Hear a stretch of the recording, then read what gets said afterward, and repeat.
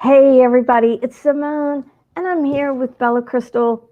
And this week, our soul conversation is with the 29, what we are calling the archetype of the water goddess. Thank you for joining our soul conversations. They are sponsored by the 64 Doors, Unlock Your Design, and the Living Matrix. Bella, we have been so fortunate that people have been joining us and asking questions, whether it's live or in the recording. How can people participate?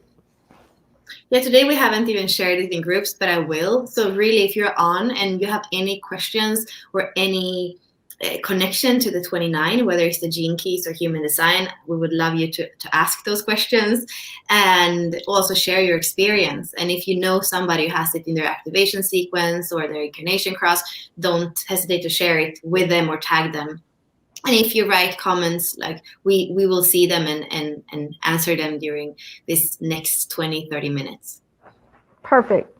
All right, well, let's get to it. Let's talk to the 29. We're talking to the archetype of the soul of the 29.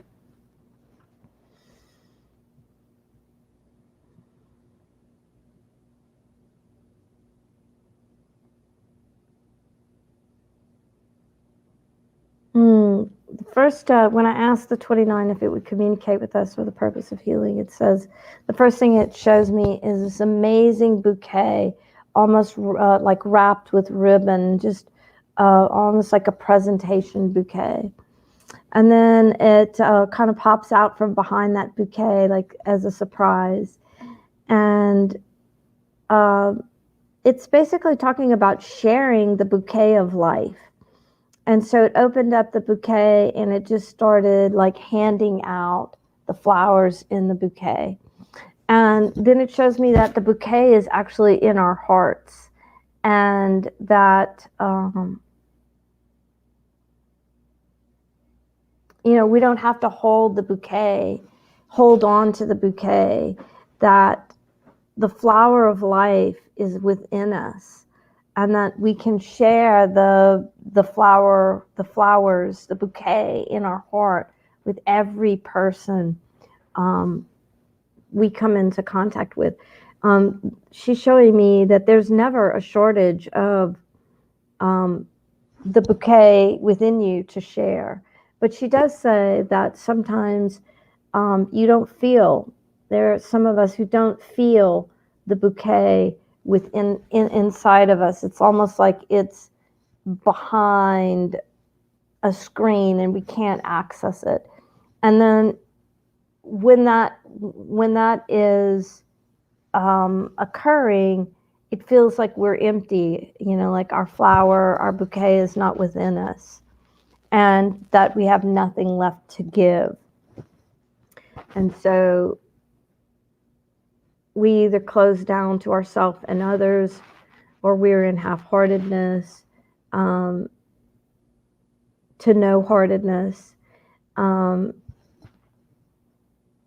She said half-heartedness is when the flowers kind of peek around the shield.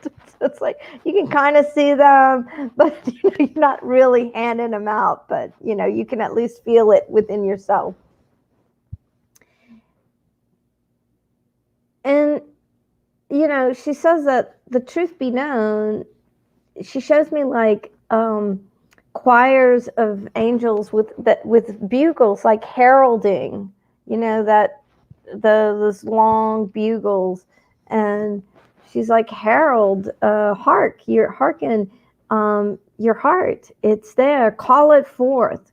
When you can't feel it or see it or experience the flower of life within you,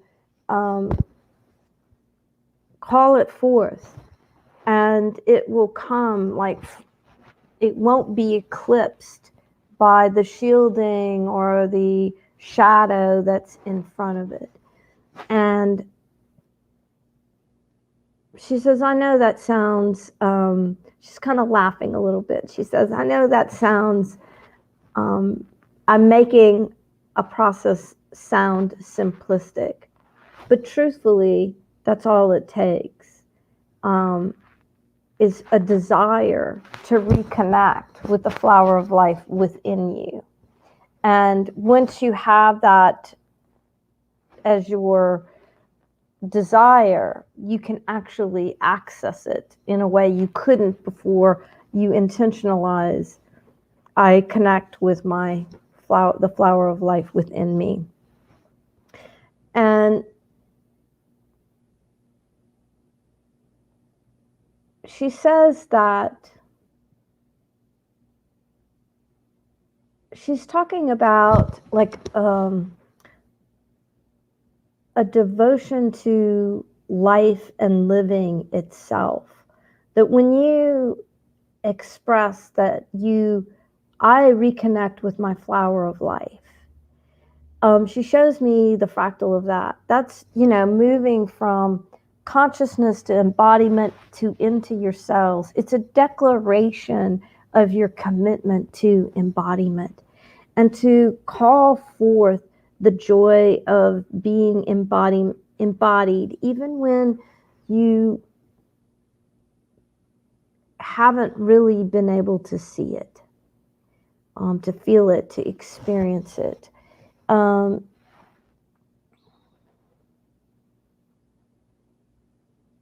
She said, go forth on the journey. So when she said that, go forth on the journey, what I was feeling was like a paralysis inside, like a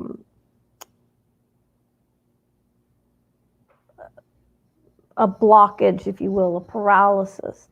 And go forth on the journey is really the commitment to being embodied and being in this life force and being truly committed to living in embodiment. She says it's hard sometimes for many of you to feel that commitment to yourself and then much less others, So when you have that intent, it really, and you say it out loud, it's like a commitment to yourself, and you're telling yourself, I want to be here, I want to love, I want to access my flower of life. I'm in a sense in it to win it, which it just means, it's not about winning or losing, but I'm in this body to be in this body and to be in this communion with the body and to joyfully praise the act of embodiment and know the love and the life force that is in every cell, every atom of your being. And she says, when you know this truth,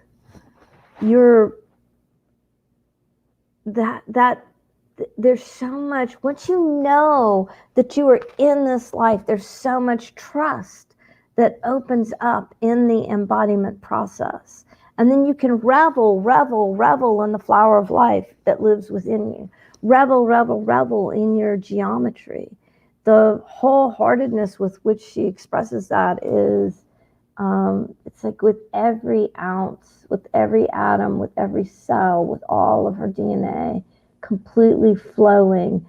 And I see the life force and literally the light within all the cells shining into a flame of light.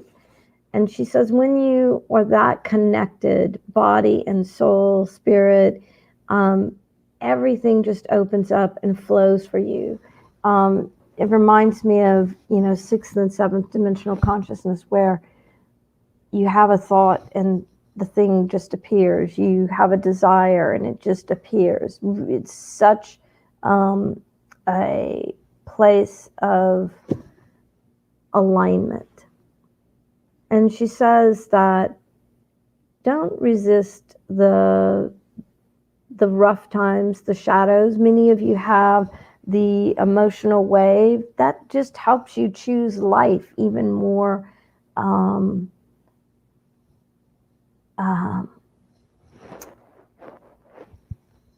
integral with that much more integrity, because through those ups and downs, the waves, and that like literally the waves of life, and then the emotional waves that emotional beings experience that with, you get to choose and recommit and reevaluate and transform, and then move forward with even that much more gusto for being embodied and rise up. And then she shows me like your bouquet gets bigger and bigger and bigger, and it's like even more in your cells, even more in your cells. And now she's just asking Bella if you'd like to communicate, have a conversation. Yeah, I love it. In the I Ching, this is water over water in the trigrams, and I would like her to speak about that, how to live life through the element of water. Well, with the element of water, there's this, the first thing she said was as above, so below. And she's showing me like when, she showed me a body, a person going into the ocean, right? And the ocean is outside of you, but the ocean is also inside of you with the water molecules in your body. And she's saying that water over water is the perfect union of the self, because we're made up of water in our physical forms, and the earth is comprised of water. A lot of there's so much mass of water in the earth, and so she says it's the perfect metaphor for inside and outside, physical form and spirit, soul. So non-physical and physical. And she says that as deep as you go into the external world, so too is the opportunity, the contemplation of going inside your internal world. And she says that while it's becoming more and more known, it's really talking to your cells and the water in your body when you are wanting to experience more and more of the flower of life within you.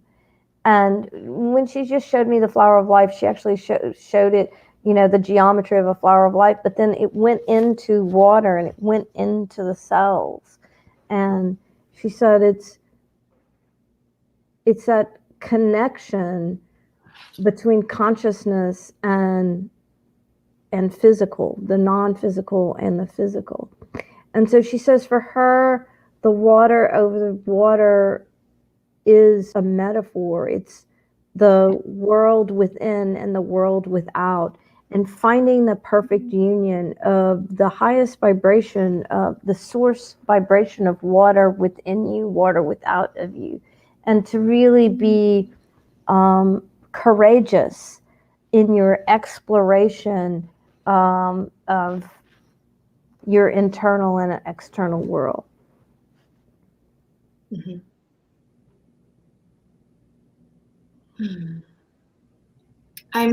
I feel called to ask about the codon ring of union, because if I remember right, we were in the 7, then we were in the 4, now we are in the 29, and then we're going to be in the 59. This is the codon ring of union, and there is something here that has to do with how humans relate to each other.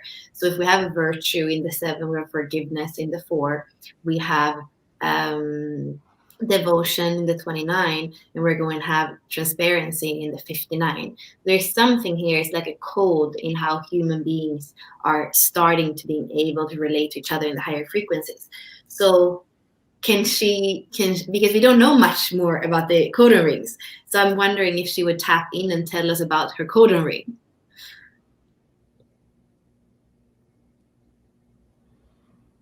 She says that the ring of union is a lot about transformation, and about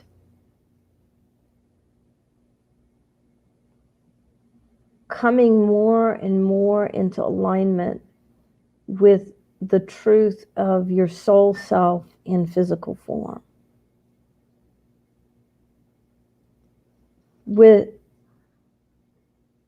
She says that imagine that when a baby is born, imagine the purity of the cells at that moment, the atoms of the DNA at that moment.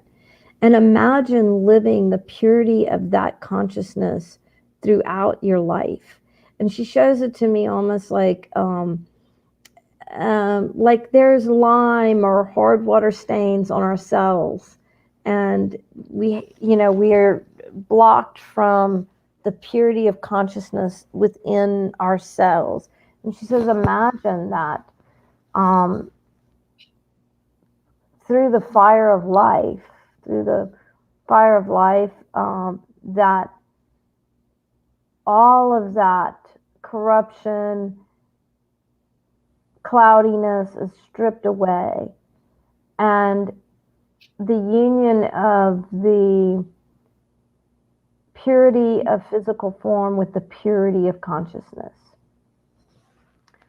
She says, then you have an awareness of what it's like to experience the ring of union. For when it's not just about you, like imagine that happening at a global level. And then those birds that fly and form, and it's like the whole flock of birds has a consciousness, and it just kind of moves together. And so she shows me, imagine that many of you are having the experience of that return to the purity of physical and consciousness, and then having that awareness within and without each other's cells. So and working in union at that level of consciousness. Imagine what's possible. She says that we can see it now in Earth, and she showed me like a bunch of monks who have devoted their life to purity of consciousness and praying as a group, and the collective energy that they create when they're together. And then she also flashed me like heart math breathing, where people are working together through that heart math breath and healing and changing the world through that vibration of purity of consciousness. She says, imagine if every, a collective of people were at that vibration as a way of existing. And that is the bar. Then she says, then you have an idea of the ring of union. And she's showing me that it's like a harmonic, that when we are operating in physical form at this level, we create a harmonic that has a power to move things. It has the collective of the energy of the collective creates a harmonic that is an energy, that is a force that transforms. She says, now you're starting to get an understanding of the power of that ring of union. She says it's magnificent to watch when a ring of union is created, and how it's almost like how it reminds me of when I've been in the void meditating, and then I'll hear a vibration start, and it sounds like the Om.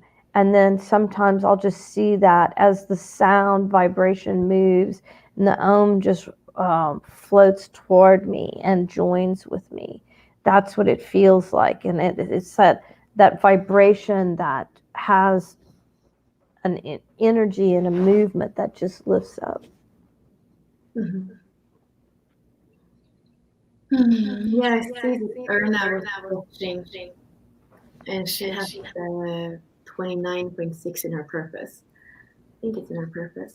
So, Erna, maybe you have a question, or anybody else who's watching might have a question about Gene Key 29 or Gate 29. In the I Ching, we call it the abysmal. So it's also about the deep and dark waters. And that's the space. She shows me, when you said that, she showed me those deep and dark waters when you can go into that space. And it is a bit like the void. There's chaos there in the sense that there's no controlling in there. It's just a place of being. But that's the place where creativity springs from. That's the place where spontaneity and harmony arise. And she's like, that's the place of the marvelous, Wow. Yeah. That's beautiful. Mm-hmm. Yeah, Simone, I just see that we have Ginger and Ernest saying, and they both have the 29 and the 30, so the programming partners. But I feel like maybe you and we are going to go on and do the 4. That's also part of the Ring of Union. So I think if we want to thank the consciousness of the 29, if there's anything more, and then move on to the 4. Yeah, the 29 says that she kind of bowed, but she's just kind of stepping over to the side. She's not completely going away, so she may come back into the conversation. But I'm thanking her so much, and I'm just saying if she wants to stay with us, that'd be great. And so now I'm going to communicate with the.